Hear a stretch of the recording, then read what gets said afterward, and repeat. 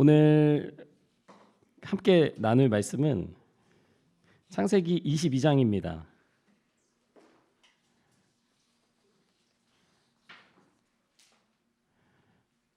창세기 22장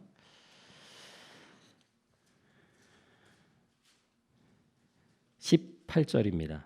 창세기 22장 18절을 우리 함께 찾아볼 텐데요. 한 절만 같이 읽도록 하겠습니다. 창세기 22장 18절입니다. 찾으셨나요? 네, 그러면 한 목소리로 읽겠습니다. 시작. 내가 나에게 복종하였으니 세상 모든 민족이 내 자손의 덕을 입어서 복을 받게 될 것이다. 아멘. 자, 여러분 지난주 우리 말씀을 통해서 소돔과 고모라 아주 폭력이 있고 또 다른 사람들을 함부로 괴롭히고 나그네 외국인들을 함부로 대하고 정말 하나님이 가장 싫어하시는 그런 모습이 가득했던 그 도시, 그 성을 하나님께서 정말 유황과 불로 멸망시킨 이야기를 우리가 함께 나눴습니다. 그런데 그 중에도 하나님은 아브라함을 기억하셔서 아브라함의 조카 롯과 그 두 딸을 그 속에서 건져내 주셨죠.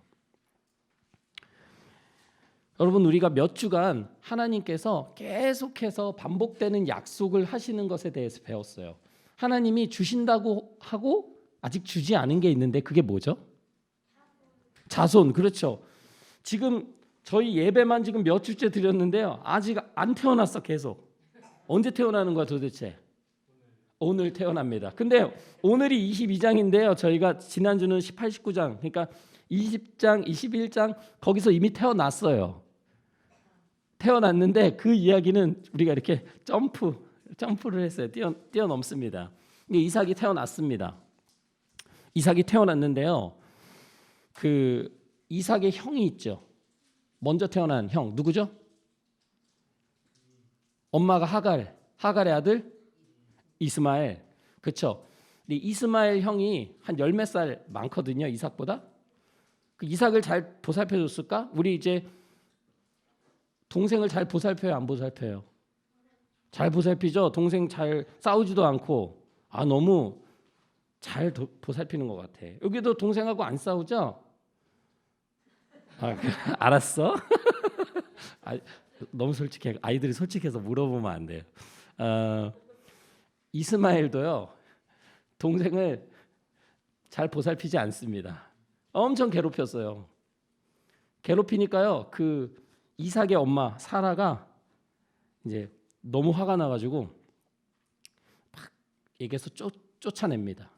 그래서 이번에는 이스마엘과 하갈이 정말로 이 집에서 쫓겨나요. 이러한 일들이 있고 나서의 이야기가 오늘 함께 나누는 말씀입니다. 여러분, 하나님께서 아브라함에게 이제 아들까지 딱 주셨어요. 이제 소원이 성취됐고 하나님의 약속이 이루어졌잖아요. 아브라함은 더 이상 꿈이 있을까 없을까? 없어요. 더 이상 바랄 게 없습니다. 자, 그런데 우리 심술쟁이 하나님이 그대로 두신다 안 두신다? 심술쟁이는 아닌데요. 하나님이 이런 아브라함에게 오늘 아브라함을 시험해 보시려고 아브라함을 부르십니다. 아브라함아 이렇게 부르셨거든요. 아브라함이 뭐라고 대답했을까요? 네, 이렇게 그렇죠. 아브라함아 그러면 어떻게 대답해야 돼요? 네, 그 파푸아 뉴기니족인가요? 어느 그 아주 소수 종족에서는요. 그 아브라함오라는 단어가 있어요. 이 아브라함 진짜 이렇게. 근데 약간 멀리 떨어져 있는 사람을 부를 때 그렇게 부른대요. 그러니까 하나님이 이 아브라함을 부르시는데 아브라함아 그러니까 아브라함이 예 여기에 있습니다 이렇게 대답합니다. 그런데 여기에 있다는 게 하나님이 아브라함이 어디 있는지를 몰라서 그렇게 대답한 걸까? 저 지금 안방에 있어요. 뭐 이런 얘기예요 지금? 저 지금 화장실인데요. 이런 얘기인가요? 여기에 있습니다. 왜 그렇게 대답했을까? 여기에 있습니다. 하나님한테 알려주려고 내가 어디 있는지? 이게 무슨 뜻일까요? 아브라함아 그랬더니 예 여기 있습니다. 이거 어떤 장면 같지 않아요? 약간 준비되어 그렇죠, 그렇죠. 보통 어떤 명령을 받을 때 부르면 예 마님 이거 있잖아요. 예 여기 있습니다. 이게 저 여기 있습니다가 아니라 말씀하세요 이런 얘기거든요. 하나님이 아브라함을 부르실 때 오늘 아브라함이 하나님의 말씀을 들을 준비를 하는 거죠. 늘 그랬어요. 그런데 하나님의 말씀이 오늘 아주 이상합니다. 뭐라고 하시냐면 너가 사랑하는 외아들 이삭을 데리고 모리아 땅으로 가서 내가 너에게 어떤 산을 알려줄 텐데 거기서 그 아들을 번제물로 바쳐. 여러분 번제물은요 불로 태우는 거예요. 아들을 불로 태워서 바치라고 하나님이 명령을 하십니다. 지금 이 모리아 땅, 모리아 산은 어디냐면 나중에 이제 예루살렘 솔로몬 왕이 성전을 건축하잖아요. 하나님의 전을 건축하는 이제 바로 그 지역인데요. 그쪽으로 가서 아들을 바치라는 거예요. 자, 여기서 질문이 생겨납니다. 하나님은 왜 갑자기 아브라함에게 번제물을 바치라고 하시는 걸까? 여러분 번제는요 이렇게 불로 태우는 건데 그냥 불로 태워서 끝나는 게 아니고 그 의미에 대해서는 성경의 여러 곳에서 나오고 있지만 이렇게 말씀을 해요. 이는 너희가 대대로 여호와 앞 회막문에서 늘 드릴 번제라. 내가 거기서 너희와 만나고 내게 말하리라. 무슨 이야기냐면 번제라는 것은 그것을 통해 하나님을 만나는 거예요. 그리고 하나님의 말씀을 듣는 겁니다. 그러니까 단순히 그냥 뭔가를 태워서 보내는 것이 아니라 그곳에서 하나님을 만나고 하나님의 말씀을 듣는 거예요. 하나님은 아브라함에게 오늘 번제를 드리라고 했죠. 근데 그건 문제가 아닌데 이제 아들을 바치라. 이것이 문제인 거죠. 그러니까 무엇으로 번제를 드리냐의 문제였어요. 여러분 실제 그 번제라는 단어 있잖아요. 그게요. 그리스어로 뭐라고 하냐면 홀로카우스토마라고 하는데 여러분 홀로코스트 들어봤어요? 홀로코스트. 그 유대인 학살했잖아요. 그 독일 사람들이 나치 정부가 유대인들 이스라엘 사람들을 모조리 막 잡아서 죽였거든요. 고문하기도 하고 괴롭히기도 하고 그 대학살 사건을 홀로코스트라고 합니다. 그 단어가 이거 같은 거예요. 무슨 이야기냐면 홀로코스트라는 것은 그 불에 의해 희생된 제물, 곧 번제를 뜻해요. 그러니까 번제는 홀로코스트예요. 실제로 그 오늘 오신 손님 저희 지인인데요. 독일 지인이에요. 오늘 독일 이야기를 하게 되는데 실제 홀로코스트 당시에 이 600만의 유태인들, 이스라엘 사람들에게 아주 막 대량 학살, 많은 사람들이 희생됐죠. 그때요, 이 홀로코스트의 그 시작이 어떤 거냐면요, 이런 겁니다. 우리 독일인은 우월하다. 다른 사람보다 우리가 낫다. 유태인들, 이스라엘 사람들은 우리보다 열등한 사람들이다. 그러면서 그들뿐만 아니라 막 떠돌아다니는 집시, 또 장애를 가진 사람들, 또 우리가 흔히 이단이라고도 이야기하는 뭐 여호와의 증인, 그다음에 뭐 동성연애자 이런 사람들이 다 거기 그 학살되고 그 아주 그 홀로코스트의 희생자가 됩니다. 이들은 모두 희생양이었어요. 이들이 뭘 잘못해서가 아니라 이들이 뭔가 그 독일 사람들의 만족을 위한 희생양이 된 거죠. 실제로 이 학살을 당하고 탄압을 받았던 그 중에서 살아남았던 많은 유대인들, 이스라엘 사람들 중에서는요, 실제로 이 홀로코스트 사건이, 이 번제 사건이 하나님 앞에 하나님의 계획 속에 이루어진 우리가 희생양으로 이렇게 드려진 사건으로 말하는 사람들이 적지 않았습니다. 근데 여러분 정말 그럴까요? 이것이 정말 하나님의 뜻 안에서 하나님이 그들을 희생양으로 이렇게 희생시킨 사건일까요? 여러분 실제 성경을 보시면은 자녀를 어떤 우상, 신에게 바치는 걸요, 하나님께서 가증히 여기세요. 정말 싫어하세요. 싫어하시는 게 아니라 금지하시고 아주 정말 악한 것으로 여기십니다. 그러니까 자녀, 사람을 이렇게 제사로 올려드리는 것, 우리가 인신제사라고 하는데요, 그거를 하나님께서 결코 원하지 않으세요. 여러분, 우리 이렇게 살아가는 하루하루의 삶 속에서도 그 희생양들이 있죠. 희생양은 뭐냐면 나 대신에 이 사람을 희생시키는 거예요. 그러면서 나는 만족하고 나는 피해를 보지 않는 거죠. 다른 사람을 탓하는 거예요. 저 사람 때문이야. 저 사람만 없어지면 돼. 하면서 어떤 사람을 이렇게 공격합니다. 마치 나의 불행과 나의 지금 힘든 것들이 이 사람 때문인 것처럼 모든 화살을 거기에 돌리는 거죠. 이런 습관들이 우리에게도 남아 있습니다. 분명한 건 뭐냐면 하나님은 우리가 살아가면서 서로 간의 관계 속에서 그 누구도 희생양이 되는 것을 원하지 않으신다는 거예요. 하나님께서 정말 홀로코스트를 원하셨을까? 번제를 원하셨을까? 이삭이 바쳐지는 것, 아브라함이 사랑하는 아들을 하나님께 바치는 걸 정말 원하셨을까? 그렇지 않습니다. 그런데 아브라함은 이거를 뭐 따질 수가 없어요. 이게 하나님이 원하시나 안 원하시나 그걸 따질 수 있는, 우리처럼 지금 이런 얘기를 할 수 있는 게 아니라 아브라함에게는 하나님이 명령을 하신 거예요. 바쳐라. 여러분이라면은 이 사랑하는 아들, 사랑하는 딸, 가장 사랑하는 사람을 하나님 앞에 내어놓을 수 있나요? 불가능합니다. 말이 안 돼요. 저는 제 삶에 만약 하나님께서 그런 희생양을 원하신다면 저는 순종하지 않습니다. 목사지만 절대 저는 순종하지 않을 거예요. 솔직히 그 아브라함에게 하나님께서 그 안정된 생활, 고향을 떠나라고 하셨잖아요. 솔직히 그것도 받아들이기 어렵잖아요. 익숙하고 안정된 그곳을 떠나라고 하시는 그 하나님의 말씀 참 어렵습니다. 근데 하나님은 그렇게 말씀하셨고 아브라함은 그 길을 따라갔거든요.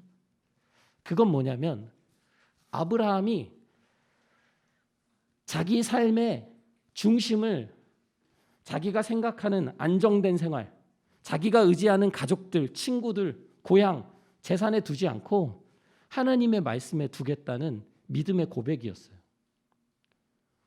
그러니까 쉽게 이야기하면 내 인생 하나님이 책임지세요 라는 고백입니다. 알아서 하세요 하고 하나님 말씀을 따라간 거거든요. 아브라함이 늘 그렇게 살아왔어요. 지금까지 우리 수많은 믿음의 시험들이 있었잖아요. 그것들을 때론 실패하기도 하면서 아브라함이 계속 또 극복해 나가면서 하나님 앞에서 배웠던 것은 뭐냐면 하나님 말씀을 따라 사는 삶이 복된다는 것을 깨달은 거예요. 오늘 이 하나님의 말도 안 되는 명령, 아들을 바쳐라. 아브라함이 따질 수도 있고 막 저항할 수도 있고 반항할 수도 있는데 아브라함이 어떻게 반응하는지 우리가 함께 보도록 하겠습니다. 아브라함이 어떻게 하냐면요, 그 말씀을 딱 듣고 다음 날에 아침에 굉장히 일찍 일어나가지고요, 짐을 다 싸고 두 종을 데리고 또 아들 이삭을 데리고 준비를 딱 합니다. 근데 여러분, 번제는 어떻게 드리는 거다? 불로 태워야 돼. 그럼 뭐가 있어야 돼? 종이로 태우면 돼? 종이는 금방 사라지잖아요. 뭐가 있어야 될까? 오래 타려면 장작. 그렇죠. 여러분 바베큐 좋아해요? 바베큐 파티하면 뭘로 해야 돼요? 뭘로 불을 피우죠? 요즘 수트로 하나? 수트로 하죠. 수트로 하면 안 되고요. 장작입니다. 오늘 여기 이야기는 장작인데요. 장작을 다 준비해가지고 갔어요. 근데 얼마나 갔냐면 3일 길을 가요. 3일 걸어가요. 3일. 한 100km 정도 되거든요. 100km 엄청 멀죠. 거기를 막 이거 짐하고 당나귀 해가지고 막 갑니다. 여러분, 그런데 되게 웃기죠. 하나님이요, 왜 아브라함을 집 뒤에서 이삭을 잡으라고 아브라함에게 말하지 않았을까? 왜 3일 길 그 먼 곳을 가가지고 아들을 바치라고 하셨을까? 여러분 왜 그랬을 것 같아요? 왜 이렇게 멀리 가라고 하셨을까? 빨리 그냥 그 말씀 듣고 그냥 바로 잡으면 되잖아, 아들을. 근데 왜 이렇게 3일 동안이나 가게 하셨을까?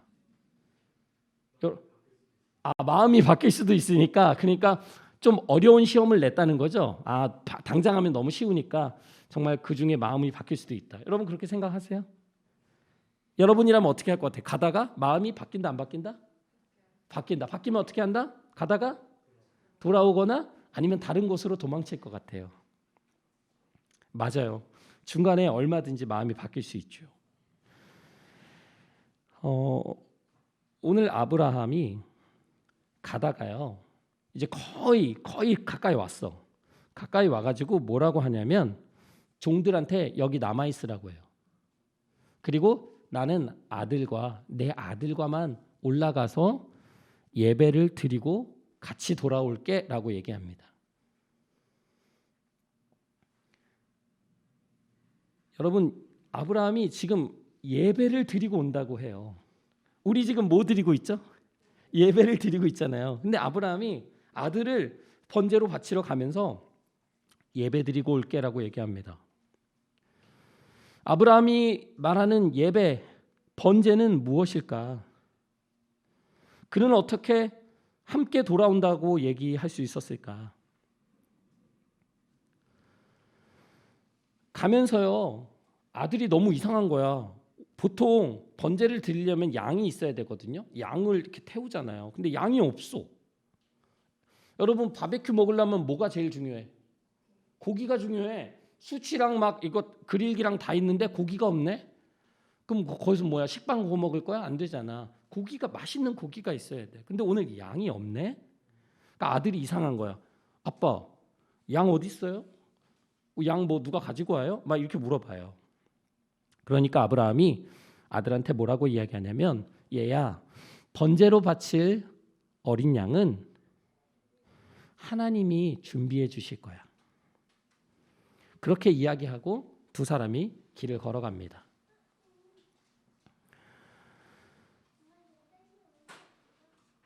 여러분, 아브라함이 하나님 말씀대로 순종하고 이 길을 가고 있잖아요. 근데 우리 지난번에 기억나세요? 하나님께서 아브라함을 부르셔서 이렇게 말씀하셨어요. 너는 내 말에 순종하고 흠없이 살아라 라고 말씀하셨어요. 그러니까 하나님이 말씀하시는 것은 뭐냐면, 아브라함에게 요구하시는 것은 뭐냐면 순종하는 거예요. 오늘 이 아브라함이 분명히 그때 하나님이 순종하고 흠없이 살아, 나는 너에게 공급하는 하나님이야, 내가 너의 방패가 되어줄게라고 말씀하셨거든요. 그 하나님을 오늘도 기억한다고 저는 생각합니다. 순종은 내가 하고 하나님 말씀대로 내가 가고 있지만 결국 필요한 것은 하나님이 공급해 주시겠지. 그 하나님을 다시 기억하고 그 길을 가고 있는 거예요. 여러분, 이러한 길을 가는 여정 속에서 아브라함이 종들에게 말한 것이 뭐냐면, 우리가 예배드리고 올게라고 하는 겁니다. 여러분, 우리가 드리는 예배, 여러분 예배에 뭐가 필요할까요? 여러분 예배 올 때 뭘 준비해 오세요? 우리 예배 드릴 때 뭘 준비해 와? 어떻게 예배를 준비하세요, 여러분? 헌금, 그렇죠. 헌금도 준비하고 또 예배 올 때만 이렇게 막 예쁜 옷 입고 멋있는 옷 입고 이렇게 하더라고요. 평소에는 막 맨날 추리닝에 슬리퍼 신고 막 씻지도 않고 막 그렇게 다니다가 예배 올 때 막 사람들이 변신해요. 제 얘기를 하는 거예요. 제 얘기를. 제가 평소에는 막 너무 그러다가요. 주일만 되면 이렇게 조금 이렇게 좀 준비해서 와요. 이렇게 준비하지만 실제로 아브라함이 오늘 이야기하는 예배의 핵심은 뭐냐면 순종과 믿음입니다. 여러분, 순종하면, 하나님 말씀을 따라 살면 뭐가 제일 두렵냐면요, 우리 마음에 이런 거예요. 손해보지 않을까? 이거 하나님 말씀 따라가면 분명 나한테 피해가 오지 않을까? 내가 더 초라해지는 건 아닐까? 하는 걱정과 두려움이 우리 안에 있어요. 저도 있어요. 하나님 말씀 따라 살면은 굶어 죽을 것 같아. 뭔가 피해 볼 것 같아. 그런 불안함이 있죠. 그런데 하나님은 우리에게, 적어도 아브라함에게 순종만 하라고 말씀하지 않으세요. 하나님은 우리에게 너 좋은 신앙을 가지고 열심히 살아 이렇게만 말씀하지 않으세요. 아브라함에게 순종해라라고 말씀하실 때는 하나님이 항상 뭐라고 같이 말씀하셨냐면 내가 공급하는 하나님이다. 내가 너의 삶을 책임질 거다라고 같이 말씀하시는 거예요. 우리에게 순종만 필요한 것이 아니고요. 하나님에 대한 공급하시고 책임지시는 그 하나님에 대한 믿음이 필요합니다. 아브라함이 이 모리아 산에 도착했어요. 도착해가지고 제단을 쌓습니다. 이렇게 막 나무로 쫙 쌓고요. 그 다음에 제단을 쌓고 장작을 쫙 해놨어요. 그럼 이제 누구를 올려야 돼 거기다가? 아들을 올려가지고요. 움직이지 않게 묶어야 되거든요. 근데 이때 이삭이 보통 한 청소년기라고 얘기해요. 이 장면에 대해서 대체로 사람들은 어떻게 이야기하냐면 이삭이 저항할 수 있었는데 이삭이 순종했을 것이다. 아버지가 하나님께 번제 드리는 그 장면에 그냥 순종하고 그 자리에 누웠을 것이다라고 대체로 얘기합니다. 그런데 솔직히 저는 잘 이해가 안 됐어요. 왜냐하면 이 장면에 대해서 성경은 구체적으로 얘기하지 않습니다. 저는 이렇게 생각해요. 그랬을 수도 있지만 이삭이 저항했을 수도 있다고 생각해요. 그렇지만 저항해도 아브라함은 어떻게든 이삭을 묶었을 거예요.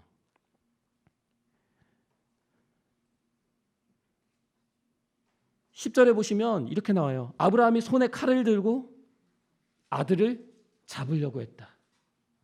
칼을 들고 어떻게 할까? 이렇게 생선 썰듯이 이렇게 하는 거예요? 과일 썰듯이 어떻게 하는 거예요? 칼로. 그렇죠. 내리치는 거죠. 지금 아브라함이 아들을 묶어놓고요. 내리치려고 합니다. 여러분 우리가 아브라함은 무슨 조상? 믿음의 조상. 여러분 아브라함은요. 믿음을 늘 행동으로 보였던 사람이에요. 아브라함의 삶은 말이 아니에요. 우리 특히 제가 많이 그런데요. 말이 너무 많아요. 말로만 무슨 막 하는데 아브라함은 말보다는 그의 행동으로 그의 믿음을 보여줍니다. 실제 신약 성경에서 야고보서에서 이렇게 이야기해요.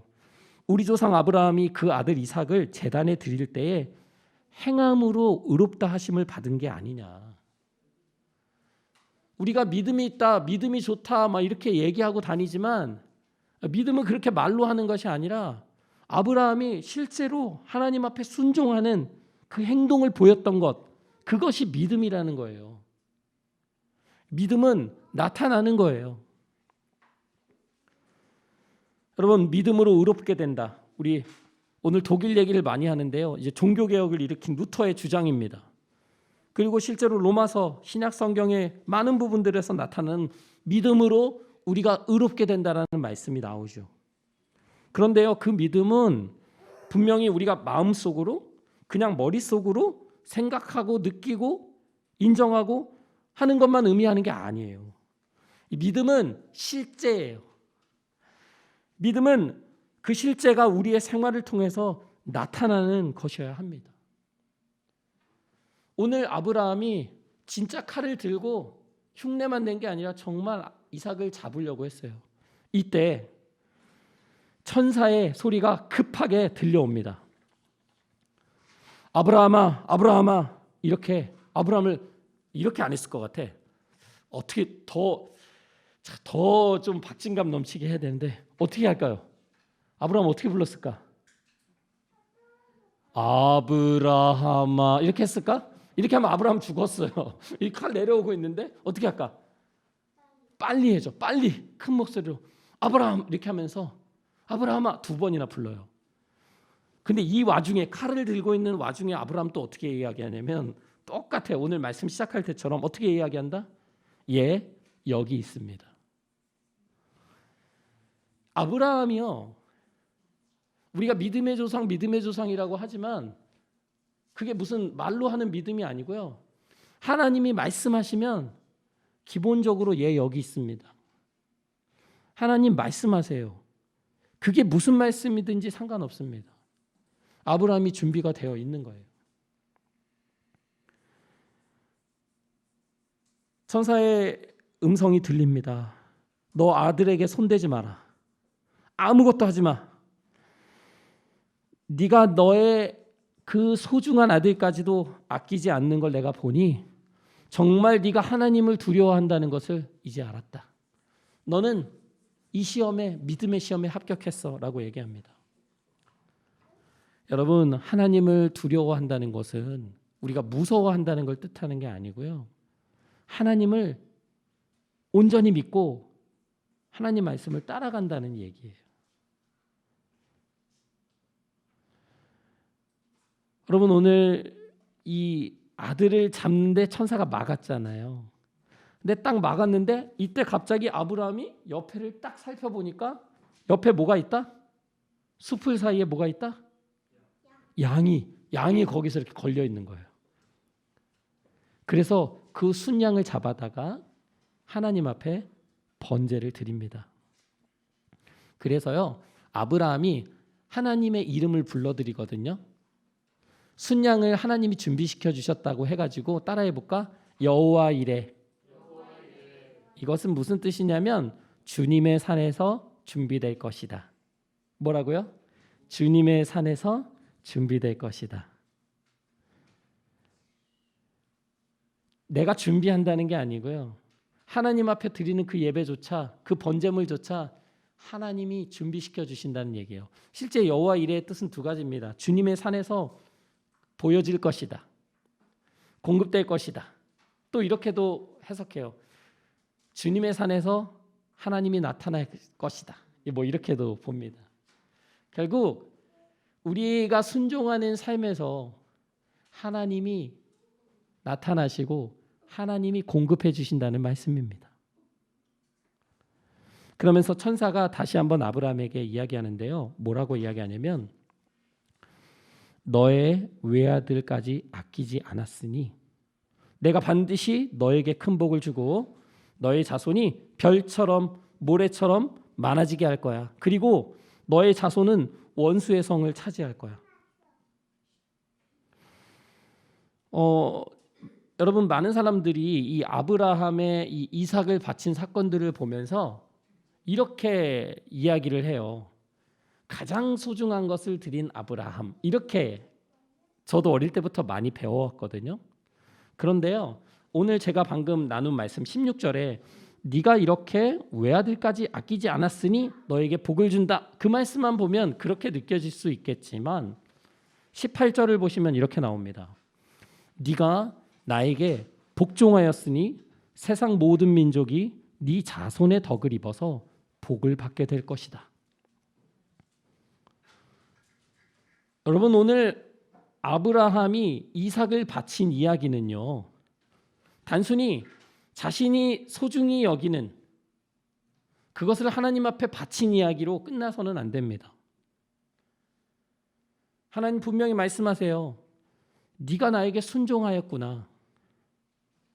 하나님께서 계속해서 말씀하셨거든요. 너는 나의 말에 순종하고 흠없는 삶을 살아라. 내가 공급해 줄게 라고 말씀하셨거든요. 오늘 똑같은 거예요. 너가 끝까지 어떤 상황일지라도 나의 말을 순종하고 따랐구나. 그러니 너를 통해서, 너의 자손을 통해서 세상 모든 민족이 복을 받게 될 거야 라고 말씀하고 계신 겁니다. 여러분, 당시에 그 아주 오래전이죠. 이 아브라함이 살았던 시대에는요, 우상들이 많았어요. 근데 그 우상들은요, 그 이후에도 그렇지만 인신 제사를 요구해요. 사람을 제물로 바치는 거예요. 그래서 가끔 영화 보면요, 그런 것들이 막 끔찍한 장면들이 나옵니다. 그것이 가장 가치 있는 제사였어요.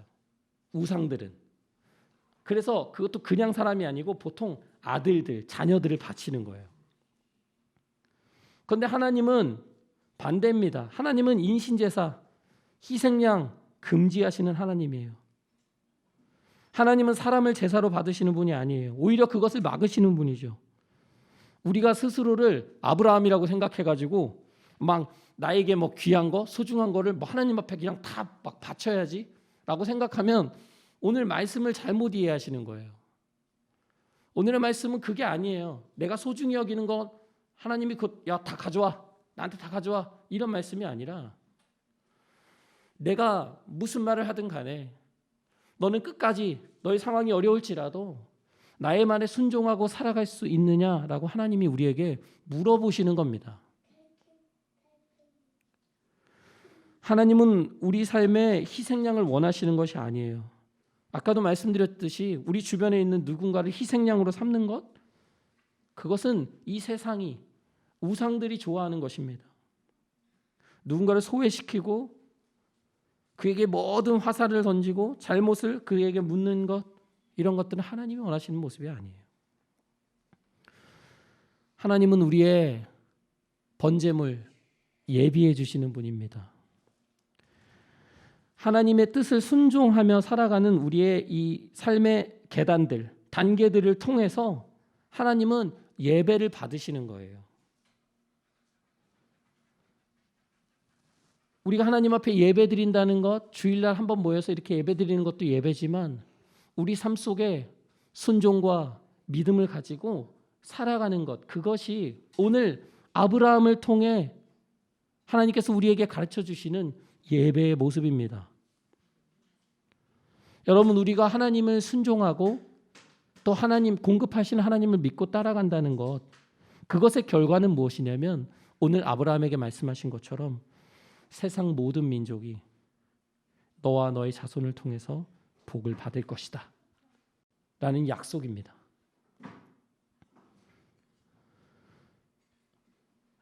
여러분, 솔직히 이 아브라함의 삶이요 쉬워 보이지 않죠. 우리가 이렇게 살기 아마 어려울 거예요. 부담이 되죠. 과연 우리도 이렇게 살 수 있을까? 이렇게 하나님만 온전히 믿고 살아갈 수 있을까? 그런데 이 이야기들을 잘 살펴보세요. 살펴보시면요, 이 아브라함의 믿음의 여정의 주인공은 누구냐면 하나님이에요. 아브라함이 스스로의 믿음으로 자라가는 게 아니고요, 하나님이 그렇게 훈련시키세요. 가만히 있는 아브라함을 계속 부르셔가지고요, 계속 도전을 주시는 거예요. 가라, 내가 말하는 곳으로 가라. 오늘 너의 사랑하는 아들을 바쳐라. 이 하나님의 명령 앞에 아브라함이 거절할 수는 없죠. 성경에서요, 하나님 말씀을 이렇게 다이렉트로 듣고 나서 거절하는 사람은 거의 없습니다. 우리가 아브라함의 순종이 위대하다라고 말할 수도 있겠지만 더 중요한 것은 뭐냐면 하나님이 우리 각 사람을 향해서 계획을 가지고 계시고 우리가 이 땅에서 혼자 살아가는 게 아니라 우리를 통해서 많은 사람들을 복주기 위해서 우리가 하나님의 말씀을 순종하며 살아야 된다고 오늘도 계속해서 말씀하고 계신 거예요. 하나님은 순종과 믿음을 가지고 나오는 우리의 예배를 오늘도 너무나 기뻐 받으시고 그런 우리에게 비록 부족할지라도 의롭다고 말씀하십니다. 우리가 착해서 실수가 없어서가 아니라 하나님을 온전히 따르고 하나님의 말씀을 믿고 따라가는 것, 그것이 오늘 우리 함께 예배드리는 우리 이야기 침례교회 가족들에게 말씀하시는 하나님의 축복의 이야기라고 저는 생각합니다. 우리 시간 함께 기도하시겠습니다. 이 시간 기도하실 때 오늘 함께 나눈 말씀을 통해서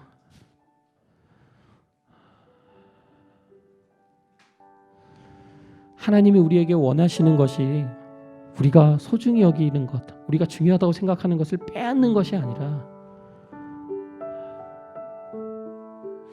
어려움 속에서도 답답함 속에서도 괴로움 속에서도 하나님의 말씀을 온전히 따를 수 있는지를 보시기 원하시는 것 같습니다. 우리 시간 함께 기도하실 때 하나님, 우리의 믿음이 연약하지만 주님을 따르는 것, 주님을 순종하는 법을 배우게 하여 주시옵소서. 또 그 외에 하나님께서 주신 마음들이 있다면 우리 시간 함께 기도하겠습니다. 기도하시겠습니다. 하나님 아버지, 주님 감사합니다.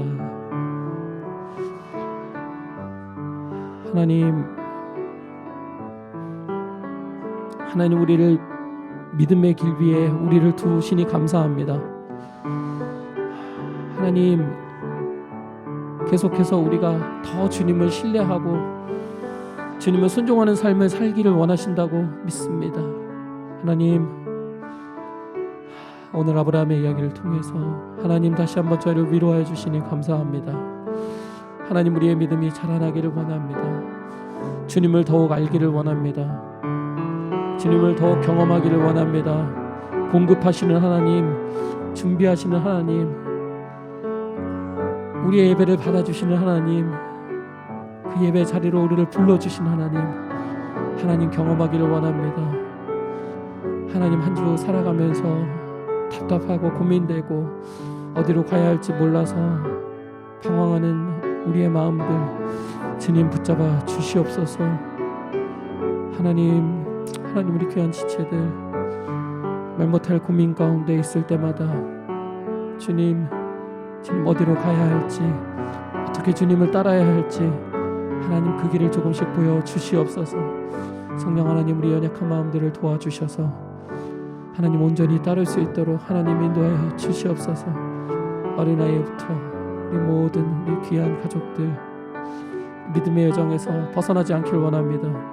주님, 그 자리가 어디든지 주님을 더욱 알아가고 주님을 더욱 신뢰하는 자리에 있게 하여 주시옵소서. 온전한 예배 드릴 수 있는 우리들 될 수 있도록 하나님 인도하여 주시옵소서. 우리에게 믿음 허락하여 주시옵소서. 주님 얼마나 좋으신 분이시고 하나님 얼마나 우리의 삶을 채워주시는 분이신지 하나님 공급하시는 분이신 것을 우리가 경험하기를 원합니다. 하나님, 우리의 삶 가운데 역사하여 주시옵소서. 오 주님 감사합니다. 주님, 하나님 아버지 감사합니다. 하나님, 우리에게 소중한 것, 우리가 중요하다고 생각하는 것, 그것들을 싫어하시거나 빼앗기 원하시거나 하시는 것이 아니라 하나님, 우리에게 더 큰 것으로, 더 많은 것으로 채워주시는 분인 것 우리에게 알려주시니 감사합니다. 하나님, 우리도 아브라함과 같이 하나님을 더욱더 알아가고 그 속에서 하나님을 더욱더 따르고 그 안에서 우리의 믿음이 자라나기를 원합니다. 하나님, 우리가 어떤 위치에 있든 어떤 믿음의 상태에 있든 간에 하나님, 오늘 함께 예배한 귀한 우리 식구들 한 사람 한 사람 찾아가셔서 그 자리에서부터 하나님을 믿고 따르는 법을 배우게 하여 주시옵소서. 하나님, 우리 쉽게 쓰러지고 마음이 흔들릴 때가 너무나 많습니다. 경제적인 이유로, 또 가정적인 이유로, 또 개인적인 문제로 고민하고 또 고통받는 우리 귀한 지체들도 있습니다. 하나님, 그 어려움 가운데 있는 지체들 찾아가셔서 위로하여 주시고 주님만의 방법으로 그들에게 필요한 것들을 공급하여 주시기를 원합니다. 하나님, 오늘도 이렇게 함께 모여 예배하게 하시니 감사합니다. 예수님의 이름으로 기도했습니다. 아멘.